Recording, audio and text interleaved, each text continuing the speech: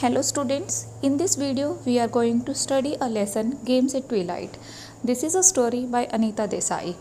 और ये जो लेसन है गेम्स एट ट्विलाइट ये बीए फर्स्ट सेमेस्टर इंग्लिश की यूनिट सेकंड का फर्स्ट टॉपिक या फर्स्ट लेसन है। जो अनीता देसाई है वो एक इंडियन राइटर है। वो अपने रियलिस्टिक पोर्ट्रेयल्स के लिए जानी जाती है। वो ऐसी कहानियाँ लिखती है जो समाज के किसी ना किसी वर्ग को दर्शाती है और ये बहुत ही रियलिस्टिक सी होती है। इसके करेक्टर्स बहुत रियलिस्टिक लगते हैं, ऐसा लगता है कि आम जनजीवन के करेक्टर्स में से ही करेक्टर्स लिए गए हैं।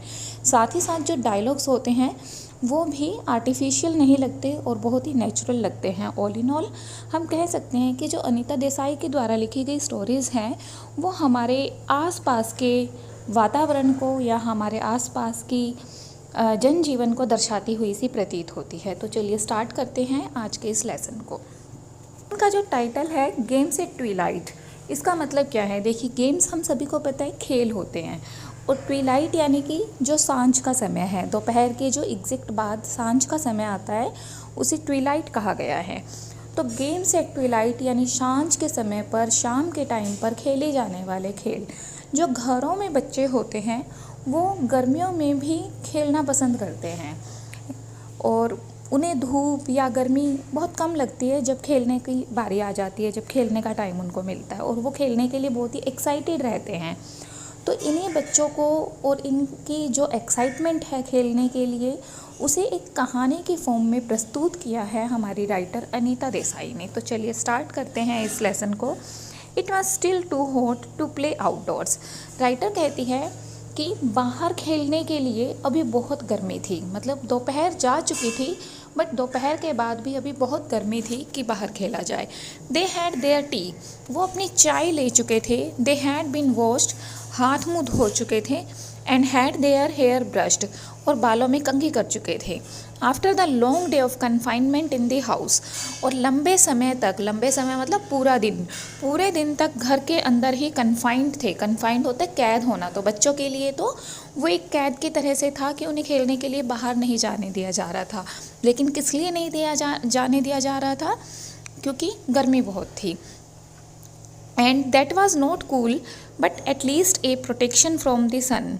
और ये जो कन्फाइनमेंट थी ये उन्हें सन से यानी कि सूरज की गर्मी से, धूप से बचाने के लिए थी।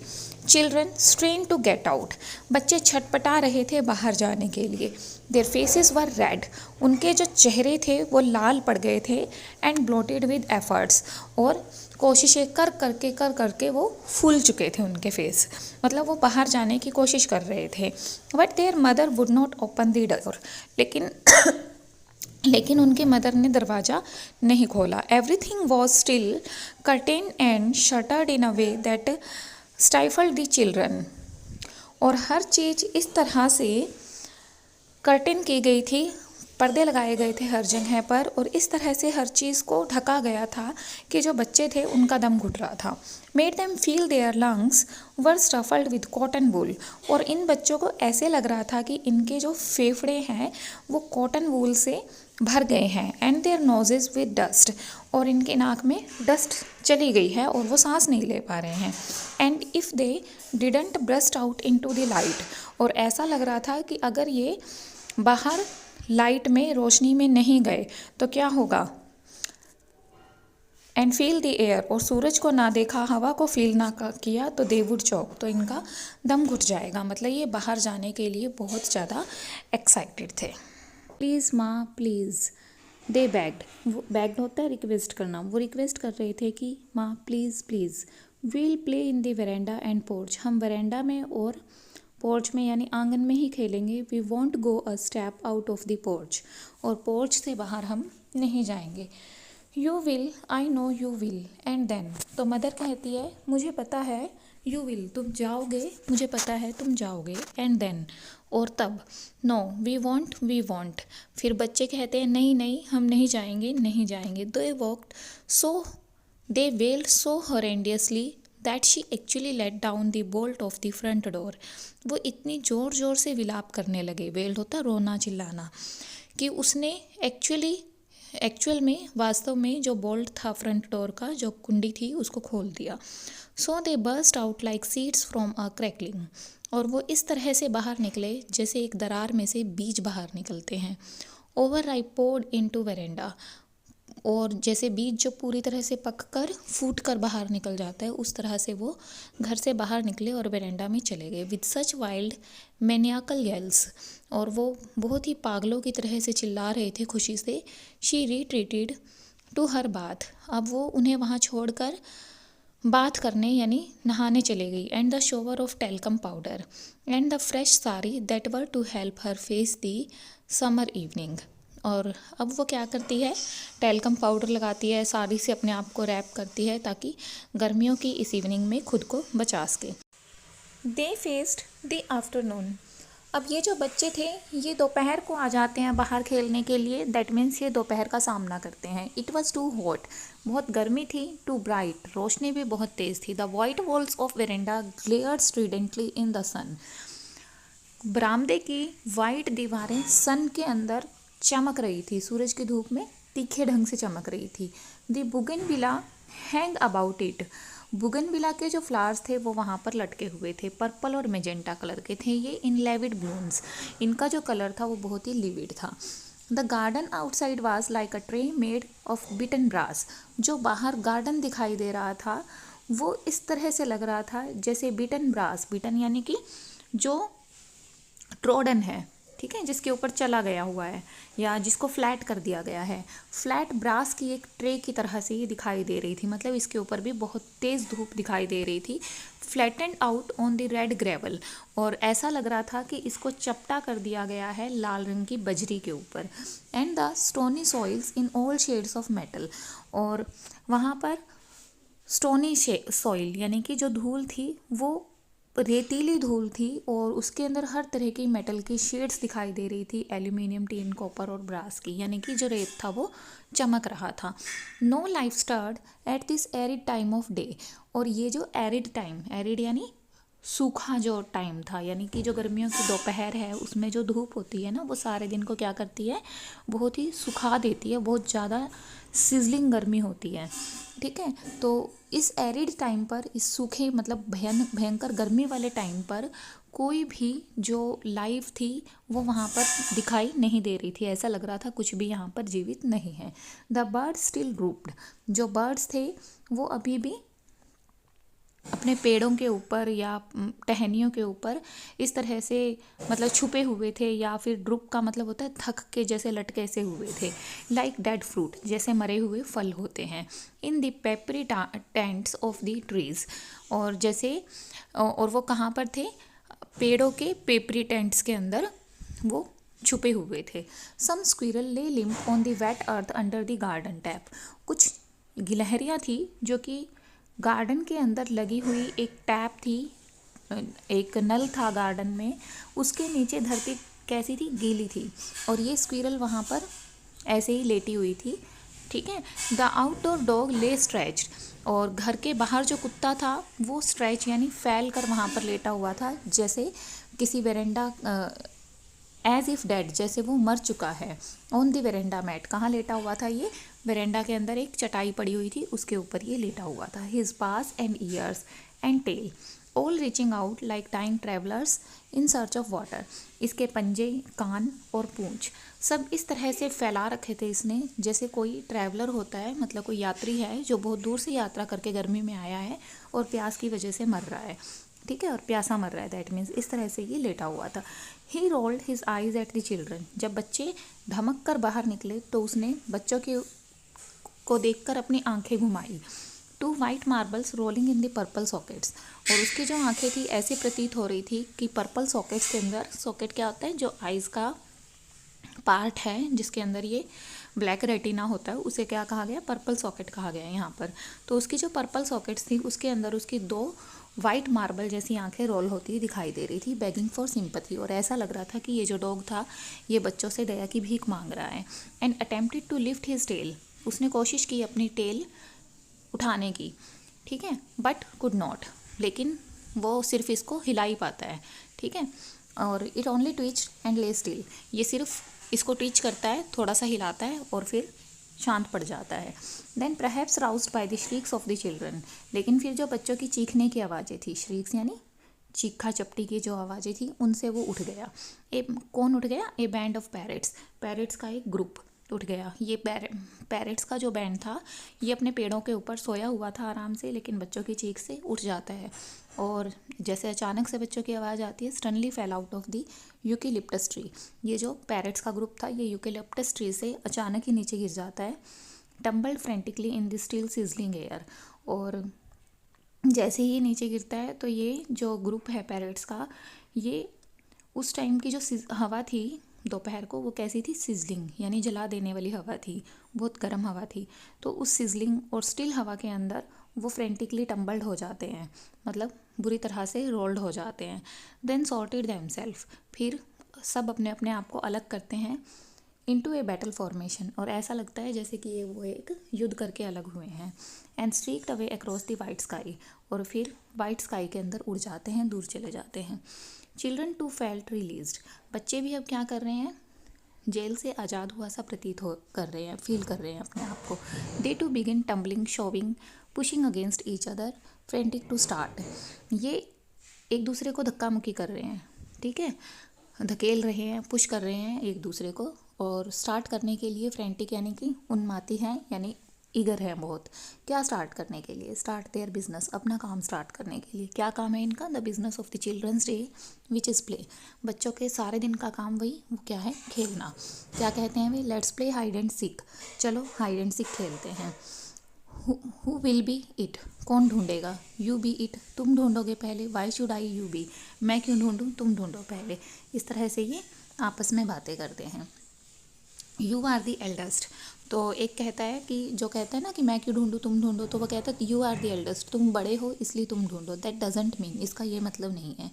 द शॉव्स बिकम हार्डर, अब इनकी जो धक्का मुक्की है एक दूसरे के साथ वो हार्ड हो जाती है इस बात पर, मतलब एक दूसरे से लड़ने लग जाते हैं। सम किक्ड आउट, कुछ एक दूसरे को किक करते हैं। द मदरली मीरा इंटरवीन, अब एक महिला है जो मदर की तरह से उनकी, जिसका नाम मीरा है, वो बीच में इंटरवीन करती है। शी पुल्ड द बॉयज़ रफली अपार्ट, वो सबको अलग अलग करती है। There was a tearing sound of cloths, कपड़ों के फटने की आवाज़ आती है। But it was lost in the heavy panting, लेकिन ये जो कपड़ों के फटने की आवाज़ थी ये हैवी पेंटिंग के अंदर, हैवी पेंटिंग यानी वो ज़ोर ज़ोर से जो हाँफ रहे थे लड़कर, उसके अंदर ये जो आवाज़ है ये भी धीमी पड़ जाती है। एंड एंग्री ग्रम्पलिंग, और गुस्से में जो एक दूसरे की शिकायत कर रहे थे उसकी आवाज़ ज़्यादा तेज़ थी कपड़ों के फटने से। And no one paid attention to the small sleeve hanging loosely off a shoulder, और इनमें से कोई भी उस स्मॉल स्लीव के ऊपर ध्यान नहीं देता है जो कि शोल्डर के ऊपर फटकर लटक चुकी थी। Make a circle she shouted, वो चिल्लाती है कि सर्कल बनाओ और आराम से खेलो। Firmly pulling and pushing till a kind of wake circle was formed, और ये जो मीरा है ये उनको तब तक पुल और पुश करती रहती है जब तक कि एक अजीब सा सर्कल, मतलब जो कंप्लीट सर्कल नहीं है, वो बन जाता है। नाउ क्लैप, और कहती है कि अब क्लैपिंग करो। शी रोयर्ड, वो चिल्लाती है, एंड क्लैपिंग, और इस तरह से वे लोग क्लैपिंग करते हैं। They all chanted in मेलनकली unison, वो सारे उदास हैं लेकिन फिर भी एक आवाज़ में बोलते हैं। इनमें से एक बोलता है डिप डिप डिप माई ब्लू शिप, ठीक है, ये इनका एक सॉन्ग है जिससे कि वो शॉर्ट आउट करना चाहते हैं कि कौन सबसे पहले जो हाइडिंग वंस होंगे उनको ढूंढेगा। And every now and then one of the other saw he was safe, और हर सॉन्ग के बाद, हर बार जब ये गाते हैं डिप डिप डिप माई ब्लू शिप, तो हर इस लाइन के बाद इनमें से एक को बाहर निकाल दिया जाता है और वो फील करता है कि वो सेफ़ है, ठीक है। पाम ऑन पाम, हर बार एक के ऊपर एक हथेलियाँ रखी जाती हैं, और back on the hand on the palm, और ये जो हथेलियाँ हैं हथेलियों के पीछे वाले हिस्से पर, दैट मीन्स उल्टे हाथों पर हाथ रखे जाते हैं। And dropped out of the circle with a yell and a jump of relief and jubilation, और हर बार इनमें से एक बच्चा रिलीफ और जुबिलेशन यानी खुशी के साथ सर्कल से बाहर हो जाता है। रघु वाज इट, ये रघु था, ही जिसको कि सेलेक्ट किया गया कि वो सबसे पहले छुपने वालों को ढूंढेगा। ही स्टार्टेड टू प्रोटेस्ट, लेकिन जब उसको पता चलता है कि मुझे सबसे पहले मेरी टर्न है ढूंढने की, तो वो चिल्लाता है प्रोटेस्ट में, कहता है यू चीटेड, तुमने चीट किया है। मीरा चीटेड, मीरा तुमने चीटिंग की है। अनु चीटेड, अनु तुमने चीटिंग की है। But it was too late, लेकिन ये बहुत लेट था। The other had already streaked away, सभी बच्चे अब यहाँ से स्ट्रीक्ड अवे यानी खिसक चुके थे, जाकर छुप चुके थे। There was no one to hear when he called out, अब कोई नहीं था सुनने के लिए जब वो चिल्ला रहा था। Only in the veranda the porch माँ सैड, माँ sad.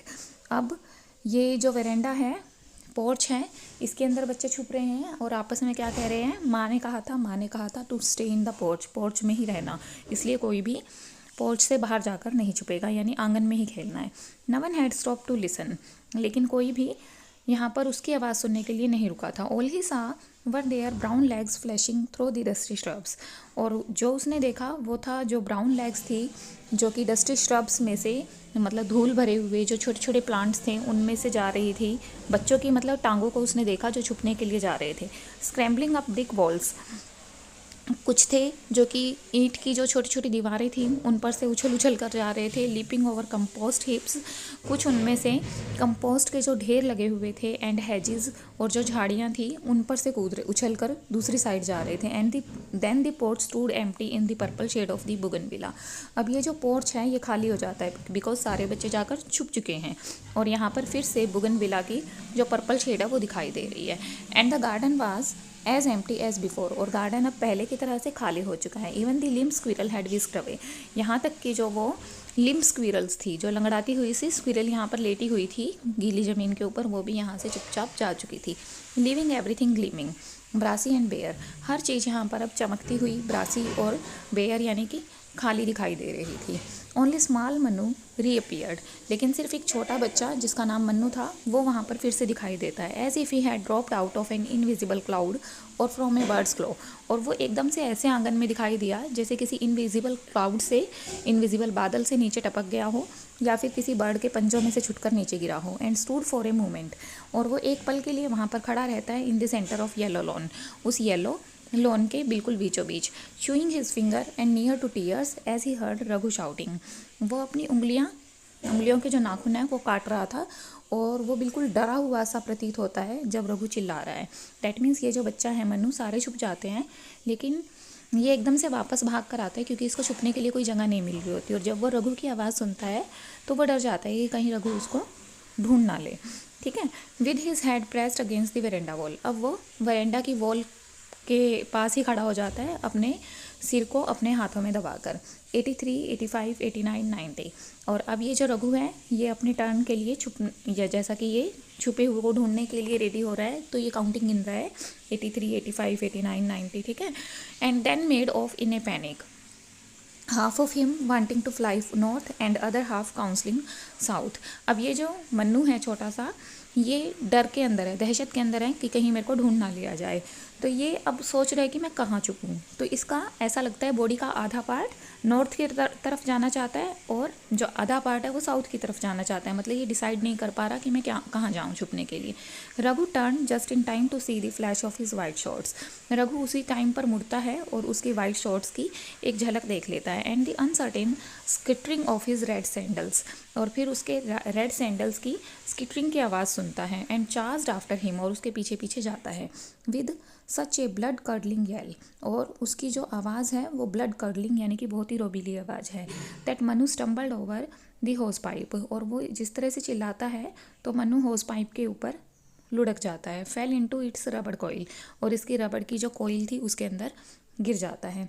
And lay their weeping, और वहाँ पर रोने लगता है और कहता है I won't be it, you have to find them all, मेरी टर्न नहीं आएगी, पहले तुम्हें सबको ढूंढना पड़ेगा। I know I have to idiot, Raghu said, Raghu कहता है इडियट, मुझे पता है। ठीक है। और वो कैसे बोलता है, superciliously kicking him with his toe, और वो जैसे बहुत ही गर्व से, बहुत ही प्राइड से उसको उसके अपने टो से किक करता है। कहता है यू आर डेड, अब तुम मर गए, दैट मीन्स मैंने तुम्हें पकड़ लिया है।